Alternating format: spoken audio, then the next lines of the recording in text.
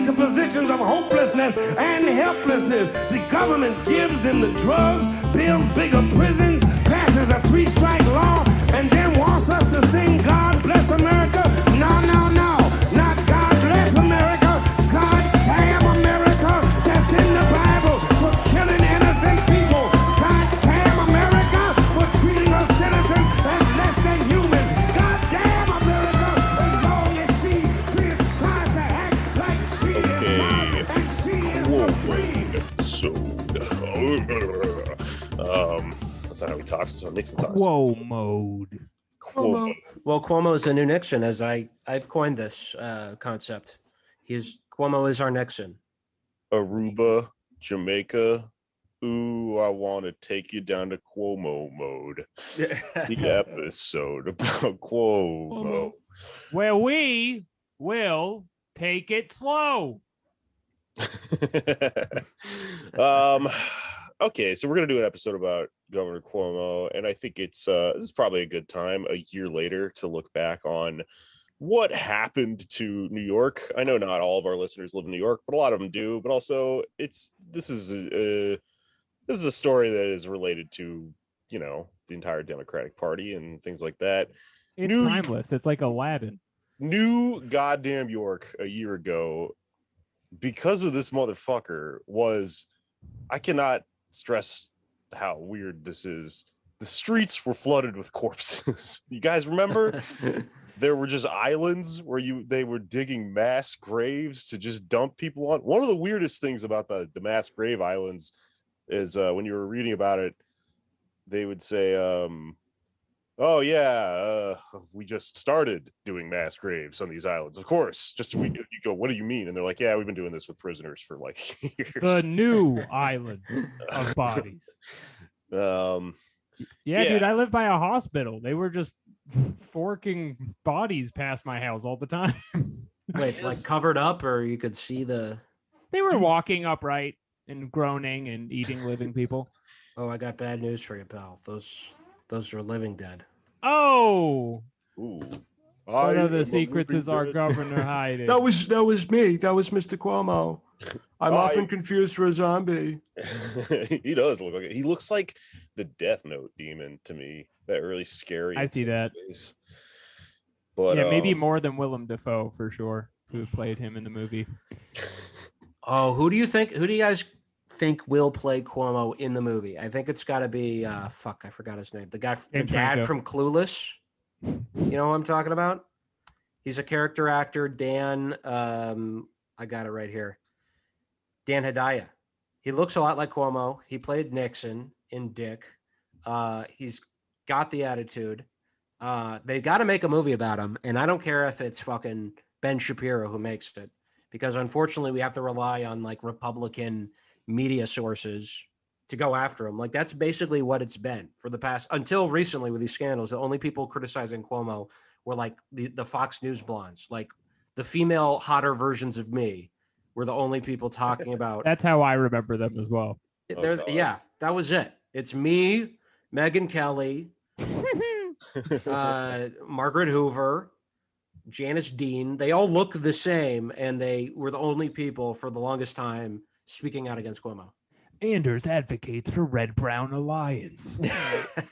That's a good point. It actually kind of dovetails with something that I wanted to bring up. So we already did the interview. This is how we record the show, right? But there's a lot of stuff to talk about with Cuomo, and something that we didn't get to that I really wanted to touch on was like you might be listening to this because you are a recently radicalized or radical curious person who thought Cuomo was fucking cool maybe a year ago or 2 years ago or 6 months ago or whatever.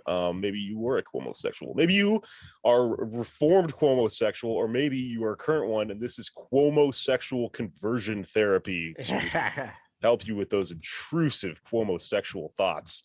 If you are Stephen Colbert and are listening to our show to know what to think, keep listening. I mean, you could also still be a Cuomosexual who hates him but still wants to fuck him. That's allowed. That's true. That's a whole spectrum of sexuality, and it's valid. My point is, the point I wanted to get at was always has been. It's like the astronaut meme. A lot of people, you know, I mean, the way that this guy operates, like the way what fuels him is very like political theater-y sort of stuff, just the charisma and the trust. You know, when he crushed Cynthia Nixon, I remember you know, being kind of bummed out about it, and then the reality hit me because I started listening to interviews where people like Man on the Street stuff, where they would just ask some Long Island guy about it, and he'd be like, he seems like he just gets shit done, you know. Oh God, he's the chief, you know. Cuomo is an idea, right? And so the way to beat an idea is to you know, with brain power, it's hard to flip an entire image of someone in your head, but it can be done. You know, I mean, I used to think different things. I used to, you know, that's how politics work, right? So what I wanted to talk about was the ridiculous shit that he did earlier in his career that, like you're saying, yeah, the only people that pointed it out were Republicans. There was never like a Daily Show's, you know, type attack on Cuomo. One of the funniest examples is this women's equality party that he started. Anders, do you know like the nuts and bolts of that, like how that happened? Yeah, so in New York State has fusion voting, meaning there are ballot lines, which basically, you know, in America, parties are ballot lines. I might get some heat from the Trots for saying that, but that's true. And in New York, you can have a candidate that is on multiple ballot lines. So what the Working Families Party often does is tries to endorse progressive candidates, right? So they'll support Democrats in primaries who are progressive, right? And then they'll also cross-endorse the Democratic nominee. So you can vote, and this is what happened in actually 2020. That's a lot of people in New York, kind of the soft left thing to do was vote for Biden on the Working Families Party line, because if you vote for a Democratic nominee in the general election on the Working Families ballot line, then they get to keep that ballot line. They get to remain a political party and influence the debate and support candidates and whatnot. They have been a thorn in Cuomo's side, and I'm not a huge fan of everything Working Families Party has done. They did in 2014. I don't like kids. Right. That's the thing, is they should rebrand as the working to abolish the family party. The Working Bachelors Party. The Emancipated Party, baby. Yeah. Engels would not approve of the name, but they endorsed Cuomo. Like that's the craziest thing about Cuomo is de Blasio has been slobbering all over him for the longest time, but because he stepped out of line like on 2 or 3 occasions, he's on Cuomo's enemies list. He hates de Blasio and he hates the Working Families Party. They had a deal in 2014 that in exchange for just campaigning on behalf of Democratic Senate candidates, state Senate candidates in New York, they would give him their nomination of the Working Families Party. And he, of course, kept stabbing in the back, and he was still mad at them. And then he kept fucking them over and not moving on any of the policy items they wanted him to after 2014. And so they endorsed Cynthia Nixon, right? And that was a huge slap in the face to Cuomo as he saw it. And he got all the unions to pull out of the WFP. They got screwed over. But slightly before that, just to fuck with them and just to dilute their share of the vote, he started a party. And again, New York's a fusion voting state, so a party doesn't actually have to nominate candidates. They can just endorse other candidates, and you can vote for them on the line. And he started a party called the Women's Equality Party. And no, this was actually in 2014, I believe. Yeah. A master move. Yeah, it was way back then. Right. So to split the sort of progressive vote, if you saw Andrew Cuomo's name on the ballot and you also saw Howie Hawkins, you're like, yeah, I don't know if I want to do that. But I want to send somewhat of a message, right? I see working families or I see women's equality. Which one am I going to do? And well, I do like women's equality. Yes. Oh, right. I love the ladies, I say, while voting for Andrew Cuomo. Yeah, so that's why he started it, and of course, the just the most ridiculous, most cynical press conference in the world is him talking about beginning the Women's Equality Party. I think he just like answered a question or two about it or referenced it in a speech, but he's like, we gotta support women who want to be equal. That's just the case. I'm a father of 2 daughters, and that's why I started the Women's Equality Party. That's got to be an issue. and like never addressed it again. Yeah, it's guy like has my never vote. got brought up again. Yeah. It was just brought up to get people to vote for him, not a woman, and not a particularly friendly person towards women. Right. We know Although that. he has said it might be confusing to some people because he has declared himself a woman, Right. as well as a Muslim, a gay, I a am disabled an person. attack helicopter. Yeah. Declared himself whatever the hell he thinks he can. Yeah, he's like an artifact in Magic. If you're from a trading cards background, Oh yeah, he's great. Yeah. He also had a bus. The Women's Equality Party has had a bus. He had a bus? Yeah, it's called the Women's Equality Express or something. Like Jesus. And that's just getting ahead of the issue, saying I don't think women need a separate bus. Before anyone suggests it, everyone should be able to go on the same bus. What do you think he was doing on that bus? Oh, man. I have serious questions about his conduct. I On am the bus. showing a classroom the inside of a member of the classroom by shrinking the bus and going inside of his nostril. Yeah. Oh my gosh. One time I left Arnold on Pluto. There were great repercussions. Oh, I'm sure he used Miss Frizzle about because he's had some bad blood, I believe, with the teachers union in New York, and like basically every union except with the leadership, right? But I bet because he's been sort of ambivalent on charters, from what I gather. But at some point, I would not be surprised if Miss Frizzle was used as an example to bust the teachers union in New York. Like, she's bringing people to space. This is not acceptable. This is a waste of our money. And Our the teachers the should not allegation- require a lizard to get their points across. If she didn't want it, why would she have been dressed like that in a large yellow coat covered in various icons? exactly. Yeah, it has molecules all over. What am I supposed to think? Just covered in space. Come on. You know a man can't resist a woman covered in tiny planets and molecules. Did you see the Magic School Bus reboot drawings? They desemitized Miss Frizzle. Yeah, they straightened her hair and made her... Oh, I didn't The Spanish Inquisition has gotten to Miss Frizzle. I had no idea that she was coded as a member of the tribe. Well, her name is Frizzle. They unfrizzled her hair. That's the only, okay, I guess, sure. People have On frizzy hair. Ellis I don't Island, think it was Frizzlestein. Yeah. They I cut it had never down. thought about that angle, but you might be right. I didn't realize. I thought, they just updated her and people were upset because they kind of bimbo fight her. She's kind of hot. Yeah, she's low key thick with it. Kind of bigger eyes and stuff.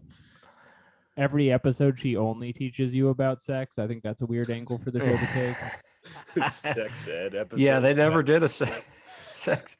Mostly because she teaches like 8-year-olds, and there is no reason that she should be doing that. Her coat in the sex ed episode is just covered in like dicks and pussies and like condoms.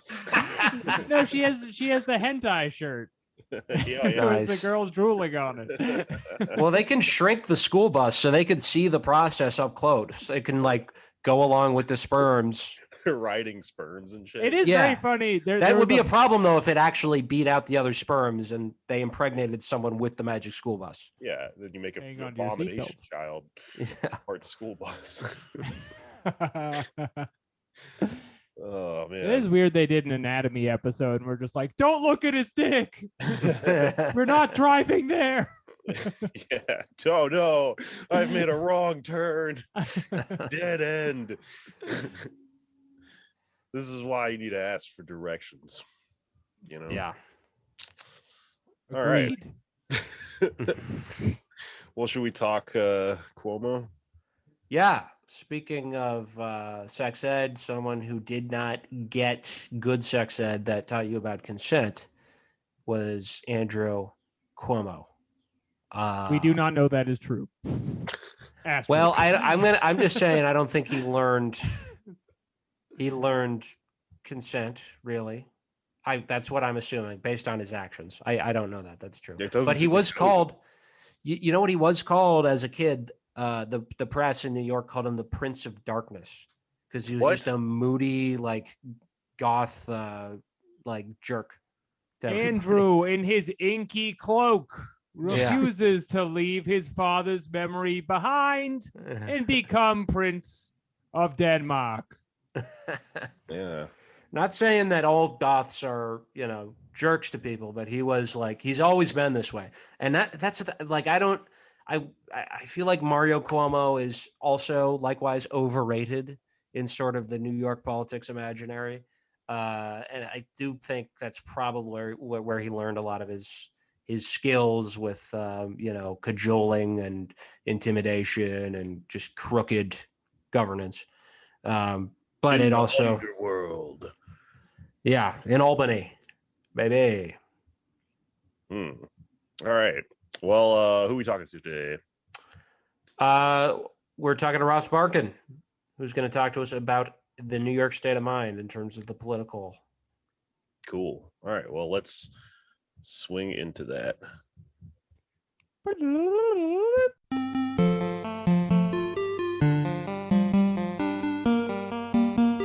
All right, we are now joined by a special guest. He is a journalist, an author of books, fiction and non, as well as a former, perhaps future, political candidate for office. And he's also known as, his name is Ross Barkan, and my autocorrect often changes that to, when we were texting before the show, changes him to Ross Batman, which if you do run again for another office, you might want to consider that. I think that might increase your odds. I think I would win if I was Batman. Who could defeat me? There's actually an upstate legislator in New York with the last name Batman. Really? Yes, in Cuyahoga County, Keith Batman. So he has the inside lane on people named Batman being in. Wow. No, that lane's filled up. I think what you got to do is you got to go, I'm Ross and I'm barking mad about the budget. Yeah, the red dog. Barking up the wrong trees. Common, there you go. Common one I've heard. What was your slogan when you did run in 2018? We just had, I think it was politicians have failed us. Let's change that. Or it was along those lines. I think that was on the lit. So it's just kind of like an anti-establishment kind of thing we went for, which was very genuine because I was very much running against the establishment. This was like a dog with a speech bubble coming out of it. There's we not tragically didn't have the graphics wherewithal to get a dog with a speech bubble. No. Next time. Well, yes, you are an anti-establishment writer in New York State, which is becoming more of a looked to thing these days. Now that the things people have been saying about the governor, Mr. Cuomo, for a very long time, that the mainstream press has kind of ignored and most sort of New Yorkers have kind of been oblivious to, are now coming up in the news. And of course, I do want to get to the sexual assault accusations. I mean, I believe all of them, to put my cards on the table.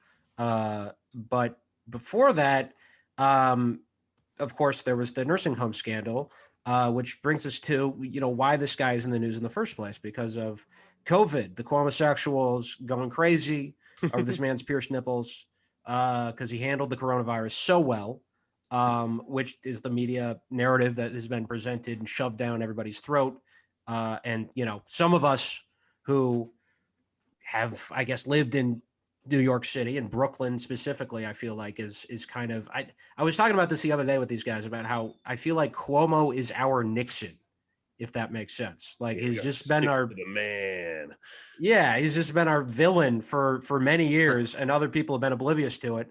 But like, what are some of the things that people have been missing for so long, especially with COVID, about how awful he is in so many ways?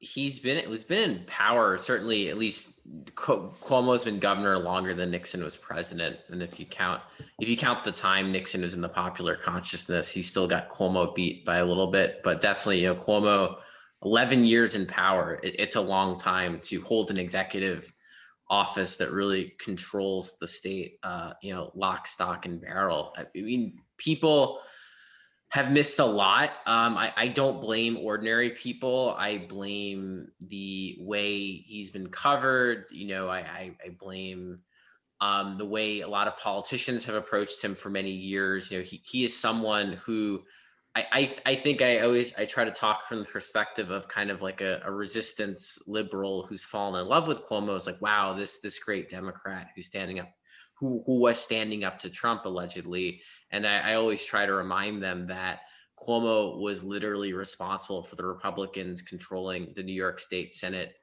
for almost his entire tenure, from the time he took office until 2019. And that was very much his doing, in the sense that he allowed them to gerrymander their own district lines almost a decade ago now. Still, the state Senate lines are gerrymandered. They will be ungerrymandered the next redistricting next year. But you start right there. Then the fact that he empowered, helped create, helped strategize with a group known as the Independent Democratic Conference that broke away from the mainline Democrats and was forming a power sharing agreement with the Republican Party in the Senate for about 6 years. So when you think about all of those things, it really explains a lot of the dysfunction in New York. It explains why New York is now just plodding toward marijuana legalization, why it couldn't do it years ago, why basic campaign finance laws and voting laws were changed, like being able to vote absentee without an excuse, early voting. All these things happened when the Democrats took control of the state Senate. And not that the Democrats are perfect, and far from it, but you had a conservative, pro-Trump, socially conservative, certainly, and fiscally conservative too, group of legislators controlling the upper chamber of the state Senate.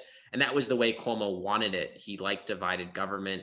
He liked having conservatives in power, because whenever a progressive or leftist could say, I want X, Y, and Z, Cuomo could stand up and say, well, try to get it through the state legislature. Oh, wait, you can't. Too bad. And it allowed him to posture to around a variety of policies that he really could care less about. Right. And recently there's been a change in the upper chamber in the Senate, because, we're talking before the show about, Cynthia Nixon, who's still the governor in my heart.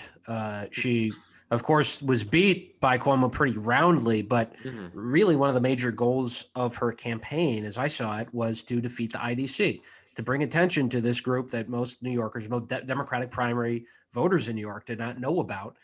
And she helped those 7 or 8 or so. I think there's one IDC senator left. There's right? Yeah, that's it. Diane Savino is the last remaining former member of the IDC. Right, and the other 7 got beat, thanks in large part to our girl. 6, yes. So 6 got beat, and then 1 tried to run for Congress and lost to Mondare Jones, and he's Carlucci. He's out, and that's it. Yeah, it's just Savino. Right, and they've also, even more recently in 2020, the Democrats won a supermajority in the Senate, which can override Cuomo's veto if they need to. Before COVID, how was that sort of shaping out? In terms of that was after COVID. Never mind. Sorry. But the supermajority, yes. Yeah. That was post-COVID. Yeah, so that has now just happened. We are in the first year of the supermajority era, where both chambers of the state legislature are controlled by supermajorities, so veto-proof majorities. State assemblies always had one. They've had one for a very long time. But the state Senate, as I said, was in Republican hands. So not only was there no supermajority, there was no majority.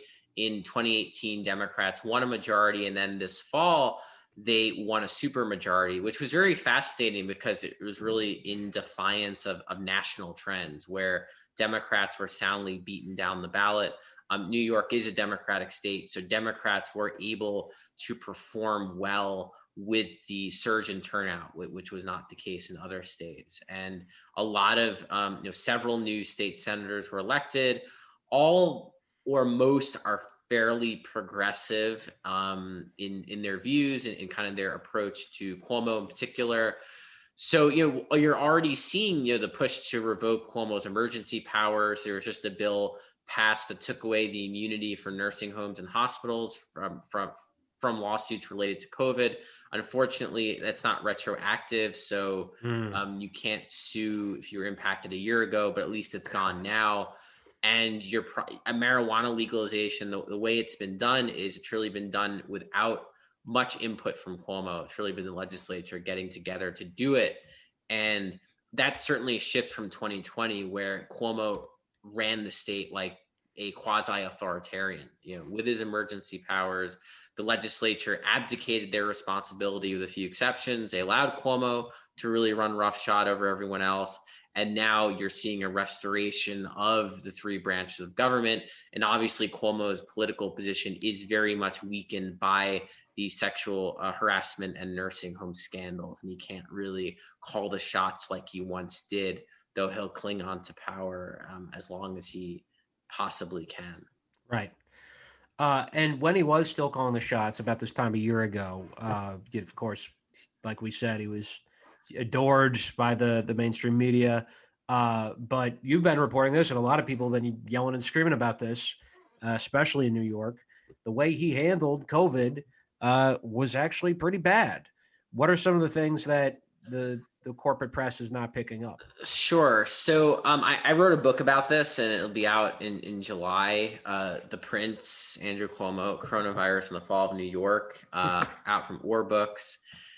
And really my focus was on his COVID response. And the really frustrating thing for me and for some other journalists who were following the story and some kind of in the political class was that Cuomo was not only not being criticized for his response to coronavirus, he was being praised like the second coming of Abraham Lincoln and Franklin Roosevelt. And it made no sense. It actually made no sense because his fame was increasing in proportion with the amount of people dying of coronavirus in New York State. You had, for a long time, what was the highest death toll in America. Recently, California finally caught up. California is also twice as large as New York. So the New York death rate, still much higher, still the second highest death rate in America, only surpassed, I believe, by New Jersey, which is adjacent to New York.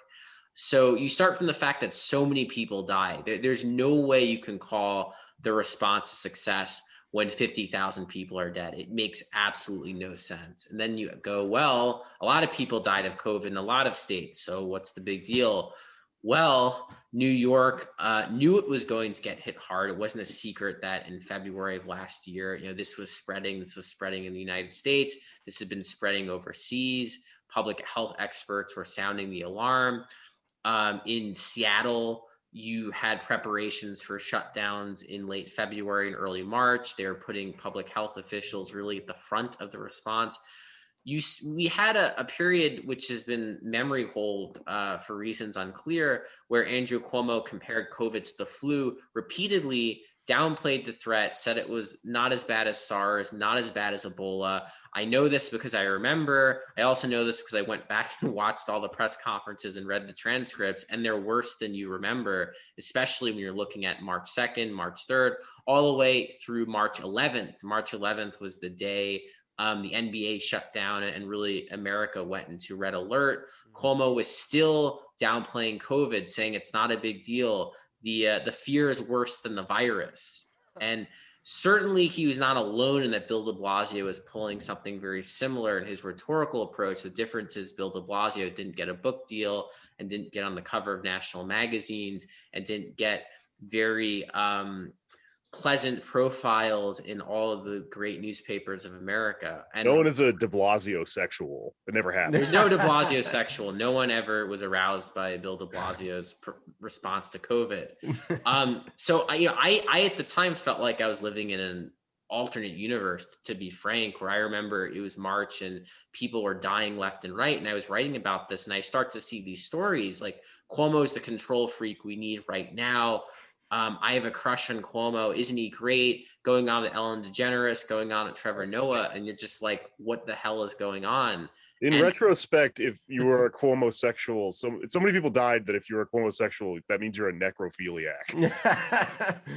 And now the term is unfortunately taken on, entirely new connotations, where he has been revealed to be I will say alleged sexual predator, because there's due process, but certainly the evidence is quite damning. And I think you're probably going to see when the Attorney General releases her report, you'll certainly see probably even more, would be my guess. So anyway, just back to COVID, it was very frustrating just to see this happen, where a governor is downplaying the threat of the virus. We also finally, Bill de Blasio said it was around March 17th that New York needs a shelter-in-place order, something similar to what San Francisco already had. Cuomo said, no, we don't need a shelter-in-place order for New York City. It's not feasible. We're not going to do it. He would end up putting one into place on March 22nd. He just rebranded it New York Pause, if you remember. So, from top to bottom, it was an incredibly slow response to COVID. Then, of course, there was the fallout with budget cuts, threatened Medicaid cuts to hospitals, a very disorganized approach to how, patients were being transferred between hospitals. It was really a clusterfuck from start to finish, and it deserved great criticism. And now it's getting that scrutiny, but it was not getting the scrutiny a year ago. Right. And I just ask, I don't know if this is a topic we're getting to next, but what is the actual fallout from the sexual allegations against him? Because just judging from how he handled COVID, what you're looking at is a politician whose main strength is kind of just handling spectacle, right? So everybody's dying around him and he's in the news for saving lives. Wouldn't somebody like that essentially be immune to Me Too style cancellations or whatever? I know I've seen press clips from him where he's just said I won't be canceled by the mob or whatever, and just blown it off. Is there anything that actually sticks to him for this? So on one hand, he is surviving because his poll numbers have cratered dramatically, but there's still a core group of Democrats who are sticking by him and who believe he did a great job with COVID. So his poll numbers are down dramatically from their peak. They're still not catastrophically low. So he's hanging on as long as that's the case. I don't think Cuomo is immune. I do think he should not be underestimated. He is the most powerful figure in the state by far. He is someone who has accumulated a lot of goodwill, not with people in politics and government who despise him, but with the viewers of these press conferences. And so that has given him some rope as he very much tries to hang on for his political life. He's not immune in the sense that this will either come down to the report coming out from the Attorney General's office or whether the state legislature impeaches him, the Assembly in particular. The Assembly is slow walking the process, and there's a lot of veterans there who I think are afraid of Cuomo and are pretty conservative, who are taking their time. The issue is at some point, if these allegations are very much confirmed by the Attorney General, if there are more allegations, if the groping allegation in particular is substantiated, it's going to be very hard for the state assembly in particular to keep ignoring it. Now, could Cuomo survive the rest of his term? Yes, the rest of his term runs through next year. I think the bigger question is Cuomo immune? Will he come back from the dead to easily run for a third term and be popular and steamroll the opposition? I do think that ship has sailed. I do believe we are at a point now where Cuomo will, if he attempts another term, get a very strong challenge. My guess would be from the current Attorney General, Tish James, who is a center-left Democrat. She was a Cuomo ally, but she's someone who definitely has turned on him and smells blood in the water and would be the type of politician who could defeat him in a competitive, very, very expensive primary. And Cuomo has never ran in a competitive election really in his life or since the attorney general's race back in 2006. And I think that era of Cuomo steamrolling to future terms indefinitely is over. Will he resign tomorrow? No. Will he coast to a fourth term? I will say no. And I would be surprised that he would do that. It would surprise me, to put it that way. Well, yeah, there are a lot of eyes on Tish James right now. Cuomo, I believe, has tried to get the investigation kicked out to one of his allies, and so far has failed. So that's encouraging. Is there a possibility that the investigation or investigations, I believe there's multiple, right? Because there's the nursing home There's stuff. also the FBI. I mean, and there's the FBI, yeah. We haven't even touched the crazy. You think about Cuomo, the nursing home scandal, right? We haven't even discussed, where he apparently covered up the death tolls in nursing homes and hid those numbers from the public and from the legislature. He has a federal investigation right now. There's an FBI and the U.S. Attorney in the Eastern District is investigating Cuomo. So in addition to the state attorney general investigating the sexual harassment allegations, he has a federal probe, which could turn up criminal activity. We don't know, right? So it's two concurrent investigations, two scandals. Either one could prove fatal. So there's a lot he's battling through. It's much more than Ralph Northam dealing with a 30-year-old photograph. There's a lot more here. Right. And that's what so just to briefly go, the New York Hospital Association was a general hospital lobby. Yeah, Greater New York Hospital Greater New York. Yes, that's right.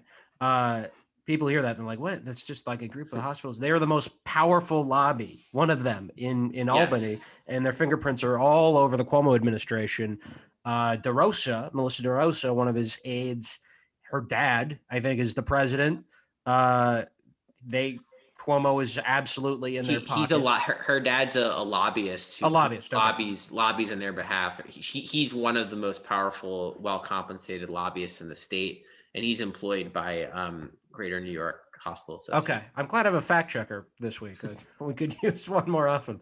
But their fingerprints are all over Cuomo and all over this nursing home scandal because from my understanding happened is the health boards in New York were saying about nursing home patients who had been found had to have positive COVID tests, do not send them back to the nursing homes.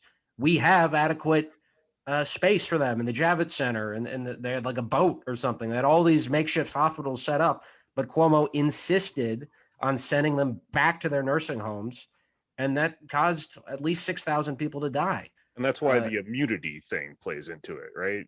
Because you then couldn't sue if you had a relative who died in one of those nursing homes. Yeah. So like with that plus the sexual harassment stuff and like how likely do you think it is that we will see this guy do something that I have been dreaming of since I moved to New York as a chipper 21-year-old, and that is to see him behind bars? That I can't say because, Cuomo is someone who, keep in mind, has already survived one federal probe into his administration, and that sent his closest aide, Joe Percoco, to federal prison for multiple years in a bribery scandal. So he knows how to avoid or just barely avoid the reach of prosecutors. He did it once. He's not someone I bet against. So I don't know where he ends up other than I think he's very much politically damaged. And in terms of the nursing home issue, yes, granting sweeping immunity to nursing homes made them effectively a dumping ground for these people. They also weren't given adequate PPE as well. I'm someone, I don't want to overstate that the order compelling them to take COVID positive patients. I don't want to say that was the only reason lots of people died in nursing homes. It was a very chaotic time. There's a lack of PPE. There was a lot of disorganization. The virus had probably already been spreading. The real problem is New York was counting nursing home deaths in a really bizarre way, in a way that really existed in my mind solely to downplay what was going on there. And the issue was we were not counting people who got sick in nursing homes and were transferred to hospitals where they died. The hospital transfer deaths were left out of the nursing home death total. And this made no sense, because if you were a nursing home resident and you got sick, you were ill, of course you would be transported to a hospital. They'd call an ambulance for you if you were on the verge of death. So if you don't count these people, you're not even getting close to a full picture. And all for a large chunk of last year, a lot of people, the state legislature, journalists, think tanks, all kinds of people were saying, give us the full count. Where is the full count? And the Cuomo administration kept refusing to release it, never gave an adequate reason why, and only did so this year when the Attorney General put out her report that said New York was undercounting deaths by at least 50%, which was something that we all suspected. You compared him to Richard Nixon before, and I think that's really apt, because the thing about Watergate is, on its own, it wasn't a horrific scandal, right? You're breaking into the DNC, you're lying about it. Nixon won re-election dramatically anyway. He didn't need to steal from the DNC, but it was about the cover-up. With the nursing home scandal, it really boils down to the cover-up, because on its own, it's not as if the total death count from COVID was suppressed in New York State. The total count stayed the same. What was suppressed was this breakdown of nursing home deaths, because it allowed Cuomo to claim, well, we've had 40,000 people die in the state, but only 4,000 or 5,000 died in nursing homes. It's such a tiny percentage compared to Michigan or New Jersey. This was something he'd brag about in his book.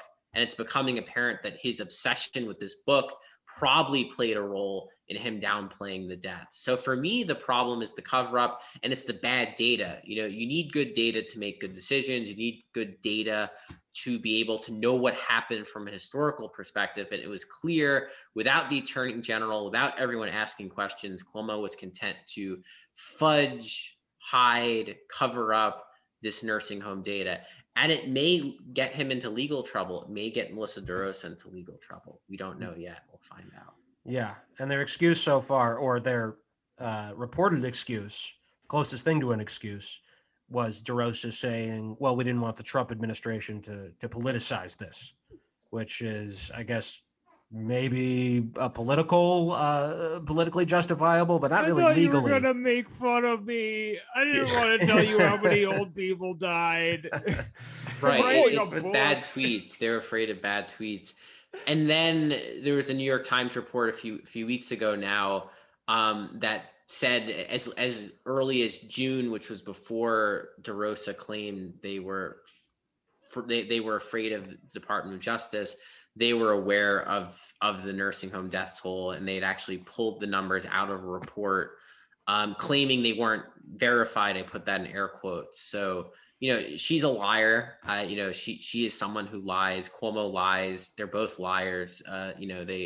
There's a reason that, she is served so ably in the administration, because she will do what he says. And that is kind of your ticket to surviving Cuomo land, is being subservient, and it's being willing to die for the boss. With all quasi-authoritarian leaders, that is often the case, and that's the case with Cuomo as well. Right. And there's also sort of, of course, the whole range of harassment allegations that really paint a picture of someone who is somewhat horny, but beyond horniness, it's seriously just like a will to power thing. Like, he has some, just from what the allegations that I've read, it's like he likes to humiliate his staff, particularly young women, in just a crazy, deranged way. Basically, no one was really surprised by this, and people who have worked with Cuomo. But do you think that this will at least damage his reputation among some of his base, right? Because like these are people who ostensibly are sort of pro #MeToo, and they want to listen to Tish James. I've like family member who's like just waiting for the Tish James report to come out. But if it comes out that he did harass his staff and maybe there's no legal wrongdoing, but there is, misconduct, do you think that will hurt him in the polls? I do think the report can hurt him in the polls, because the nursing home report certainly caused damage. I mean, that was the first wave of scandal. I mean, he was someone who's already getting mocked on Saturday Night Live before the stuff. Pete Davidson was playing him for threatening, Ron Kim, state assembly member, who was challenging him on the nursing home issue. I think what is a saving grace for Cuomo is there's a generational divide in Me Too. Older women see the issue differently than younger women. You see it in polling, you see it anecdotally. They came of age in a different world. To them, maybe they went through it themselves and they say, well, that's how bosses act. It's not that big a deal. I do think what will be a problem for Cuomo is if the physical allegations aren't substantiated. And he was accused of groping someone in the executive mansion. That person is not identified publicly. That is the allegation that I think is going to be damning. Verbal stuff is very bad, but in the court of law and public opinion, it's only going to take you so far. Physical allegations elevate it. And if a physical allegation is substantiated, he's going to be in a lot of trouble. I do think from a political perspective, the report will likely be bad for him, in that it's hard to imagine that at least some of these allegations won't be substantiated. These are credible allegations. I think one problem with the Tara Reade allegation against Joe Biden was it was one person, right? And it was one person whose credibility at times could be questioned. It's very hard when you've got 6 people, 5 people, 4 people. Yeah. Well, they also really somehow disconnected Tara Reade from like the entire thing earlier in the primary, where like a lot of women were saying he sniffed me and stuff, which is not the same, but somehow they were able to just kind of bury that. Like it's completely lost to everyone's memory. It was, I think it's different when you work for someone. So, Biden was accused of kissing and sniffing and hugging. Most were not. I don't think any of them were staffers. The Lucy Flores allegation. So Cuomo is facing something a bit different, where these are people who currently or did work for him in fairly high level capacities who say he acted this way. So the allegations carry a lot of weight with the media, with the court of public opinion. They still aren't enough to doom him, but they've definitely weakened him. And the report will certainly determine how far they go. The report will probably inform what the state legislature does as well, assuming the report comes first before the impeachment inquiry wraps up. And my guess, given how the assembly is slow walking all of this, that the attorney general might be done first.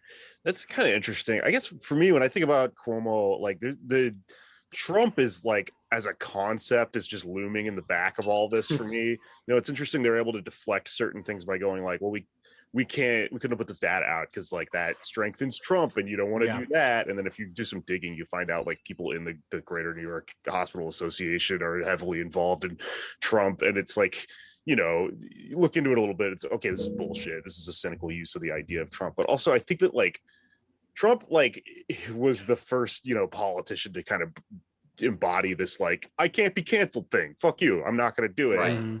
But that's like, as of right now, kind of a Republican thing. Like they own that. And I guess in my mind, it seems like Cuomo's like being put in a position where it's like, is he going to reach for that tool? Like, is he going to do that? He is. And I think the difference, you brought that up and it's interesting. I do think there is a base of Cuomo support to me that resembles the Trump base, where each of them don't really believe empirical reality and political polarization informs their views. I think the difference is the Cuomo base is smaller because Democrats as a body are more ideologically diverse and are not quite captured by a sole individual the way Trump has captured the Republican Party. I think that's kind of the difference. Trump's got a much bigger base of people who will die for him and who will rewrite reality for him. And that's why I told people over and over again, Trump leaving is not going to change the Republican Party. Trump runs the Republican Party. The Never Trump Republicans aren't a constituency at all. It is the Trump Party. I think with Cuomo, it's a smaller base, but it's there. It's right there. I see it online a lot. I've heard it in person. People who, again, like Trump supporters, though they are ostensibly educated and tell themselves they are, they're good people, et cetera, they are sort of playing whataboutisms like Trump supporters would, and they aren't rejiggering reality. You've seen a literal like Trump conspiracy theory come out. I don't know if you've been following. There are people who've been saying that the reason these allegations have come out is because Trump wants Cuomo gone, because then Trump can get pardoned in New York State, and only Cuomo will do that. And that Brooklyn Dad Defiant Twitter guy, oh my God, it's a real problem. Talk about. I don't support kicking people off Twitter. It's not my thing. But if he were kicked off, I would shrug my shoulders. I would fight for his right to tweet, just on a values level and a free speech level, but I find him abhorrent. No, that guy's a problem, man. But, he's everywhere. But people like him, right? Like, he has a big following. Like, he's not a joke in the sense that he tweets to a lot of people. And his tweet about Cuomo got a lot of attention. And again, it's this idea that it's all just a Trump-driven conspiracy. So what you're seeing is conspiracy mongering has, certainly took over the right wing a while ago. There is a base of the Democratic Party that is very susceptible to conspiracy mongering. We saw it with Russiagate. We're seeing it now with Cuomo, where they believe, I don't know how many of these people there are, but they are out there, that this is all a plot to save Trump, and only Cuomo stands in the way. It's obviously insane because New York's a Democratic state. Kathy Hochul is the lieutenant governor. She is a Democrat. She's a Democrat in good standing. She's a moderate Democrat. She's not going to pardon Donald Trump. So, right. Well, where we are, it's and it's strange because like the base of Cuomo supporters is almost like overrepresented, or maybe it is accurately represented, I don't know, in New York State government, because you have, you would think, when it comes to impeaching Cuomo, we got all the progressive Democrats, right? And then all the Republicans are going to want to impeach him. This should be a piece of cake. Yes. But in both houses, his support is pretty deep among people who are just terrified of him. Deeper in the assembly than the Senate, I would say. Right. That's the difference. And Stuart Cousins is starting to stand up to him. Right? He called for him to resign, and the difference is the state Senate is a younger body. There's a lot less of them. It's a smaller body. It's a younger body. It has a lot of newer progressives who got in the last few years, who have no relationship to Cuomo and despise him and are very open about it. If impeachment somehow began in the state Senate, he would be impeached. He would absolutely be impeached. It doesn't start there because it's like the federal, it starts in the lower house. The assembly is different in that there are the votes, purely on numbers, there are votes to impeach him. The problem is the way the state legislature works is nothing really moves without a majority of Democrats deciding it moves. So the assembly has operated under these rules for a while, informal rules, that a majority of Democrats must want something to make it happen. So right now you probably have, I would say, a majority, I think, is 76 in the state assembly. It's 150 person body. So 76. You can make a majority for impeachment with the Republicans in the state assembly and the progressive Democrats. Together, you would hit your majority. You probably surpass it. The problem is the assembly speaker is someone who is close to Cuomo. He is cautious. He is a moderate. And he also won't move until that Democratic number hits a majority. Right. Can that Democratic number hit a majority? I think it can, if the report is really damning and if something really changes. The issue at the assembly is there's no term limits in the state legislature, right?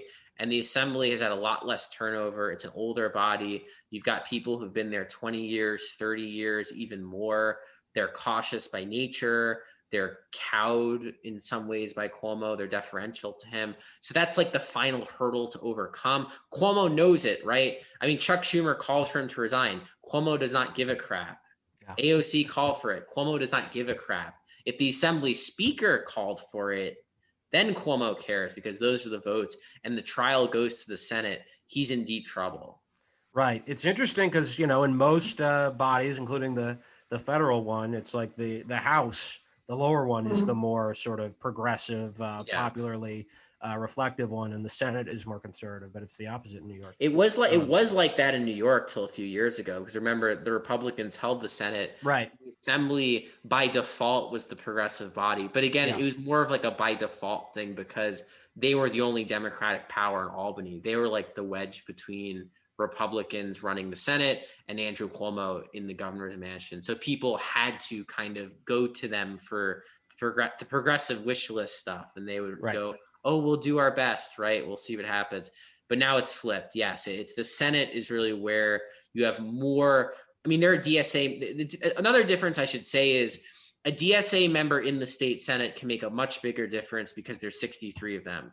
A DSA member in the Assembly is one of 150. So there are 2 DSA state senators now. Mm-hmm. Yeah, and I think there are now, how many? One of my friends was just elected. 5, I want to say. Gallagher, Farah, Souffrant, Souffrant, Farah, Souffrant, Zoran, Marcella, yeah. So 4. You have 4 DSA, 4 hardcore DSA members in the state assembly, 2 hardcore members in the Senate. The 2 in the Senate can influence things a lot more because the body is much smaller, and they have big offices. And that was huge in 2019 with just Julia Salazar. We were able to pass, not just her, but that was, a lot of the weight. Yeah, it was a big deal getting her rent control. And then the next cycle, I would bet there may be another one. There could be another DSA senator, and the assembly certainly will be more, but you need a lot more. Yeah. Well, I'm excited about that. But as we're rounding out here, a couple quick political questions. You mentioned Tish James might run for governor against Cuomo. Is there any possibility that someone to her left, like maybe Jessica Biaggi or Ramos or Alessandra Biaggi? Sorry, I get them mixed up. They are different people. Alessandra Biaggi. That's the most Italian name. Okay. And then grandfather was a congressman. That's right. And she had a blood feud against, who was it? Engel or who? Yeah. So her father was unseated by some. Yes, by Elliot Engel. Yeah. Elliot Engel. Yeah. Yeah. But you have a few other options there. Maybe a rerun from Zephyr Teachout or, Ron Kim would be a good matchup. What are the other possibilities there? And is there a danger, not to get too ahead of ourselves, but is there a danger here that you have too many people running? You have Tish James and a progressive challenger, and that might split the vote and let Cuomo sneak in there. Or there's ranked choice now. So I mean, in a scenario where Tish is running and Cuomo is running, I mean, Cuomo within a multi-candidate field could win. My guess is, the way things usually work in New York is these races are incredibly expensive and powerful interest groups often control them. And these powerful interest groups, if Tish James steps forward, may be more willing to support Tish and push Cuomo aside. So the powerful interest groups, we talked about the hospital lobby is a big one. The real estate industry is a big one. Finance is a big one. You have labor, big labor, the healthcare workers union, building trades. All of these major interest groups traditionally have been supportive of Cuomo. They've had a very transactional relationship with him. If they desert him for Tish, she becomes the establishment candidate and he will have a much harder time. My guess is, someone like Tish would be hard to defeat were she the establishment candidate because she's Black and from the city, and she could do well in Black and Latino neighborhoods in Brooklyn, where a lot of the vote is decided, right? Mm-hmm. These races are very, very expensive. They cost tens of millions of dollars. Cuomo spent 30 about to defeat Cynthia Nixon. I think for the left, Tish would be a tough person to primary off the bat. I think for the left, there's probably more hope for the attorney general's position, which Zephyr Teachout almost won in 2018. That has always been the governor in waiting position. Cuomo and Elliot Spitzer were both AGs before becoming governor. I think if that opens up, if Tisch runs for governor, you would see a highly competitive race for AG, and that's where Biagi's a lawyer; she could run for it. Zephyr Teachout could run for it. There's a lot of people who could step forward. A Ramos or Biagi, they're state senators. Tish James is the attorney general. They would have a hard time running against her. But I do think, for the left, if you got someone like Zephyr, a really progressive AG in there, you would have a lot of possibilities because that person could very well end up as governor, in the near future. Right. Given it's a statewide position, it confers you a lot of name recognition, a lot of power, and also the races in New York are very expensive. So being able to raise tens of millions of dollars is very important. Right. Yeah, and I think that's a good thing to keep in mind with DSA, like we were saying earlier. These the composition of these bodies, right? I think it's, for example, with the mayor's race. It would be great if, Diane Morales got elected, but honestly, to me, it would be a much better scenario if the DSA just has a stronger presence in the council, or has a presence and is able to have a caucus that can influence what ordinances and things get passed, instead of like a mayor who's kind of sitting there in the wilderness. But I guess last question on the mayor's race.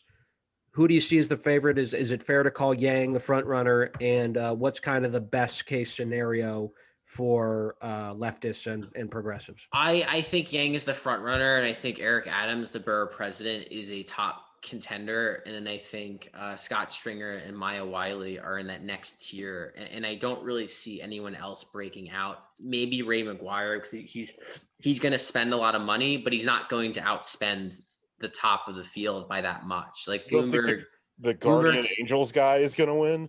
Oh, Curtis Lewa. Yeah, no, not quite. He's a character to say the least. So the thing is, like with the mayor's race, right? Like Bloomberg won because he spent more money than God. Like the amount of money he spent, like we'll never see again. $100 million to win a third term. Like it's crazy. Mayor's races, because they have a matching fund system, for this race, they'll be capped at about $10 million.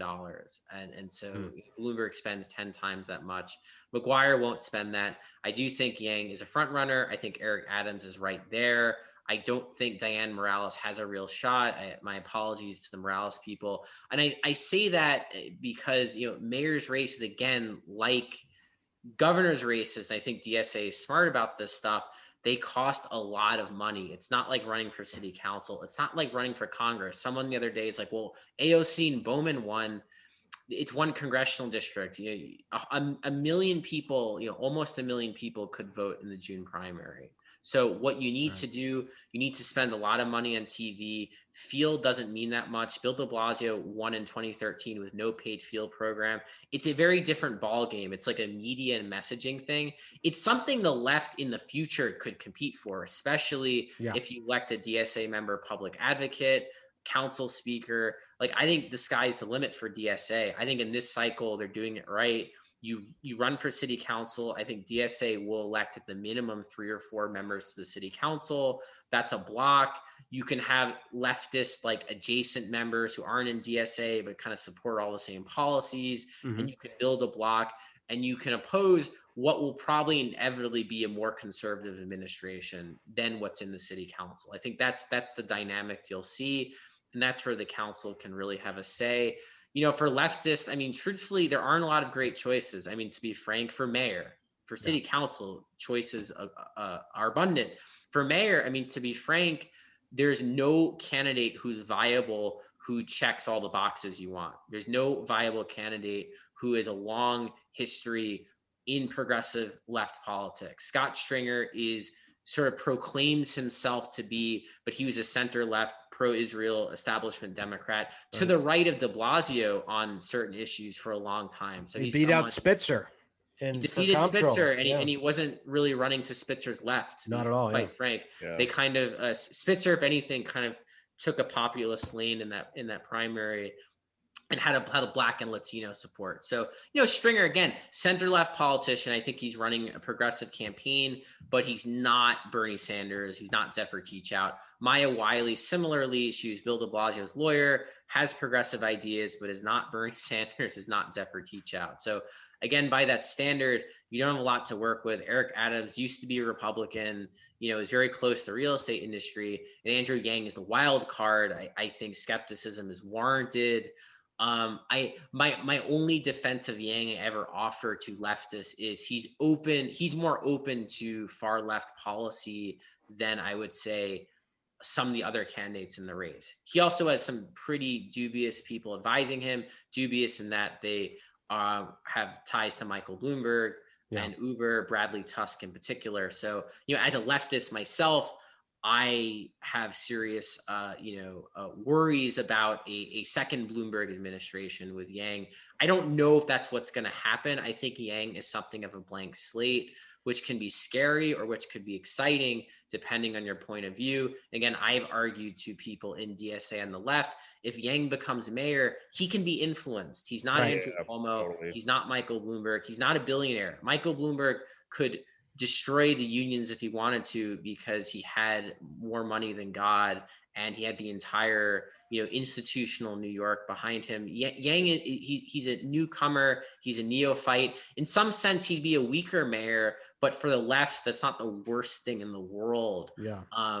But there's also there's plenty. Certainly if you care about like Palestine, if you care about defunding the police, Yang is not your candidate, and Eric Adams is not your candidate either. So not a lot of good choices for the left among the viable candidates who are going to win. Again, my apologies to Dan Morales, but I don't see it. Maybe she'll raise $10 million and surprise me, and I will say I'm wrong, and I apologize. But we're less than 3 months out. I think it's going to be one of those four candidates I mentioned, and really might be one of those two, Adams or Yang. That would be my guess. To me, the worst case scenario is Eric Adams. I mean, I definitely would be ranking Morales first because it's ranked choice. But to me, like Yang kind of represents this new emerging sort of ideology where it's just like hardcore Keynesianism, basically, or like sort of Keynesianism, because he has, corporate backing. He's going to be influenced by real estate and all these business interests. And he's got the terrible foreign policy and a lot of reactionary views, but he's open to spending a shit ton of money. He's open to doing a public bank, which is stuff that like the left, I think I could see a decent path forward. If he's the mayor, we should still keep making fun of him and he'll do bad stuff, but it seems like he's open to certain left ideas because he doesn't understand that they are against his interest in the way that people have been in politics for a long time are and are, adapted to motivated by self-preservation. Right. Well, he's like a non-ideological capitalist, right? Because there are a lot of like social democratic policies that would help capital, right? Universal healthcare would help capital, probably a UBI in some respects. But he doesn't have like that ideological bent against public spending and no, mindset. like he's not. I mean, Cuomo, again, to compare him to Cuomo is a Clintonian Democrat to his core. He came up with Bill Clinton. He is someone who is fundamentally, if he had his druthers and if he governed like a different sort of state, he'd be cutting the budget drastically. He's stopped by various interest groups. He would gut CUNY, he would gut public schools. That's his instinct. Cuomo has the neoliberal kind of like instinct. That's kind of who he is. He can't always govern that way because New York kind of prevents you. I think with Yang, the institutions would prevent him from being a neoliberal. I don't think he wants to be neoliberal. I think the left hostility to him is valid in that, yes, he's surrounded by Bloomberg people and he's someone who doesn't have a history in like movement politics at all. But I also think he's not someone who's arriving with kind of like a neoliberal mindset. I think he's arriving with a mindset that can be sometimes hard to parse, but he doesn't come at this with the idea that government must shrink and that we must radically, curtail, unions. You must radically kind of curtail spending. It's like not really what he's talked about. And I think he gets kind of misconstrued as like this Amazon, like big tech capitalist. And he's not. He's not a leftist. He's not a socialist, but he's also not that. And I think people don't always quite get him, if that makes sense. It's not an Amazon mindset. It's a Linux mindset. It's open to the user to create their own experience. So you heard it here. It's Yang for New York. We're turning the budget into Steam points. The bus will now be a cyber truck. Yeah. I mean, he is enigmatic now, but I honestly do think, and this is not necessarily a good thing. In many ways, it's a bad thing, that he is like the future of American politics, just like, welfare capitalism. You're trying to keep it afloat. He's not a socialist in any way, and doesn't seek transformation. I'd agree with that. And I think the openness to ideas like cuts both ways. Like I said very openly, when you're that open, you can be open to the most nefarious, terrible things in the world and bad people. You can also be open to great things. And that's kind of like, I think for the organized left in New York, if like Yang wins, it's about organizing very quickly, getting in front of him, building coalitions, pressuring him to do the right things. Like that's very important. And I think for better and for worse, he is pressurable, right? And again, I say for better and for worse, because usually we don't always like that. But then sometimes that can be the thing that can be most beneficial when someone does bend. Cuomo is not bent. We need to start gaslighting Mayor Yang on day one to our agenda. We use all the tactics. Get in there, yeah. I mean, I'd say for DSA especially, if he wins, get meetings, show up at City Hall, push him. He's not Bloomberg. He's also not Bernie, but he's something else. Like he's like Anders said, he future of American politics, right? He's intriguing. I don't know where he's going to lead. He could lead to somewhere bad. He also may not win. Eric Adams looms too. I don't want to downplay Eric Adams. He's formidable. So we're going to find out in a few months. It's going to be very interesting. Right. And in the meantime, everybody in New York or outside of New York should donate and volunteer for these. I'm not saying officially, as a friend told me to, a friend is doing this. Donate and volunteer for candidates like Tiffany Caban, Michael Hollingsworth. We'll put a link in the show notes. And Ross, where can people find you? And you have 2 books. I understand. Yes. We heard a little bit of the first one, or of the most recent one. Are you doing a close reading of Andrew Cuomo's book in your new book? A little bit, yeah. So my Cuomo book, I did read his bad memoir, The Pandemic, and I certainly counter it in my own book. So yes, so my current book, which is, you can pre-order it now and get 15% off. Pre-orders are going out next month, I believe. So pre-order does come earlier than the official pub date, which will be in July. So it's called Andrew Cuomo. It's called The Prince, Andrew Cuomo, Coronavirus in the Fall of New York. Get it, Or Books. That's orbooks.com. You'll see it at the front of the site. Very easy. 15% off. So I urge you to go and buy it. Pre-orders are super important for authors, especially. The higher the pre-orders, the more promotion goes into the book, the more buzz it gets. Our Washington Post, their book club newsletter already talked about it, which was cool, but definitely want to get more buzz and more interest. And I think it will be a necessary corrective to the Cuomo mythology. So I urge everyone to buy my Cuomo book. Check it out. If you have a relative, as I do, who loves Andrew Cuomo, send it to them. That's what I'm about to do. Yeah. And can I actually also get a quick tease for your novel? Demolition. Sure. Yeah. Demolition Night, it came out a few years ago. It was a dystopian, literary novel that was sort of a satire of a future that's not so much different than this one, in which, big tech dominates and has enslaved people to certain jobs because the labor market has been decimated. And then it also takes place in 1970s New York as well, so it kind of alternates between 2 worlds.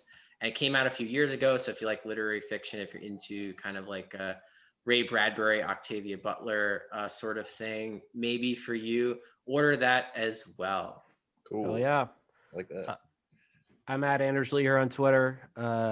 Volunteer for the council. You guys got anything to plug? Follow me on Twitter at Patak Jokes. That's PTAK Jokes. Are we still doing movie of the week?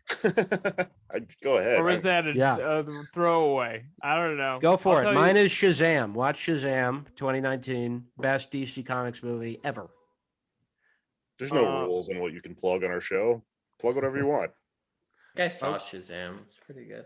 Yeah, I loved it. I still think of him as because my father is very old and he grew up when he was called Captain Marvel. So I grew up knowing who Captain Marvel was. Same. They rebranded him Shazam over some like legal, right? Legal. Well, yeah, because it's funny because the Marvel Captain Marvel was created just to fuck with DC because they owned the rights to the other Captain Marvel. DC did, and he was on hiatus. So Marvel Comics lawyer was like, you guys should create a superhero called Captain Marvel just to create a legal situation with them. And so that's why now in this movie, he can't go by Captain Marvel. The hero does not have a name in the movie, which is a fun gag for the first movie. I don't know what they're going to do with the sequel, but. All right. Shazam podcasting coming. Anders and Ross Shazam podcast.